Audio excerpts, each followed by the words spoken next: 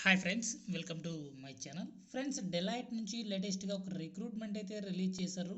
Associate analyst job రోల్కి సంబంధించి వీళ్ళు రిక్రూట్మెంట్ అయితే రిలీజ్ చేయడం జరిగింది. సో దీనికి సంబంధించి క్లియర్ ఇన్ఫర్మేషన్ తెలుసుకోబోయే ముందుగా ఇంతవరకు మన ఛానల్ని సబ్స్క్రైబ్ చేసుకోకుండా చూస్తున్నట్లయితే వెంటనే సబ్స్క్రైబ్ చేసుకోండి. క్వాలిఫికేషన్ చూసుకున్నట్లయితే సో ఎలిజిబుల్ అకాడమిక్స్ కింద 2024లో ఎవరైతే పాస్డ్ అవుట్ క్యాండిడేట్స్ ఉంటారో వాళ్ళు మాత్రమే అప్లై చేసుకోవచ్చు. 60% అయితే కంపల్సరీ ఉండాలన్నమాట. సిజిపిఎస్ ఖచ్చితంగా మీకు 6.5 అబోవ్ అయితే ఉండాలి. ఇక ఎలిజిబుల్ డిగ్రీస్ అండ్ బ్రాంచెస్ చూసుకున్నట్లయితే బీఎస్సీ బ్యాచిలర్ ఆఫ్ సైన్స్ ఎవరైనా సరే అప్లై చేసుకోవచ్చు. Any combination with computer science IT వాళ్ళు ఎవరైనా అప్లై చేసుకోవచ్చు. Bachelor of computer application BCA వాళ్ళు కూడా ఎవరైనా ఈ జాబ్కి అప్లై అనేది చేసుకోవచ్చు అనమాట.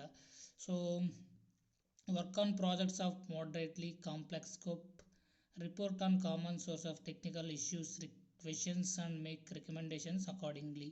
సో టెక్నికల్ ఇష్యూస్కి సంబంధించి కానీ మీరు వర్క్ అయితే చేయాల్సి ఉంటుంది.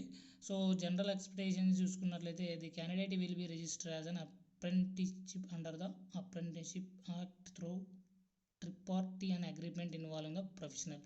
సో కొన్ని రోజులు మీరు ట్రైనింగ్ అయితే ఇవ్వడం జరుగుతుంది. అప్రెంటిస్ కింద మిమ్మల్ని తీసుకోవడం జరుగుతుంది. తర్వాత అయితే మిమ్మల్ని పర్మనెంట్గా జాబ్స్లోకి అయితే తీసుకోవడం జరుగుతుంది. ప్రొబేషన్ పీరియడ్ చూసుకున్నట్లయితే 1 year వరకు ఉంటుందన్నమాట.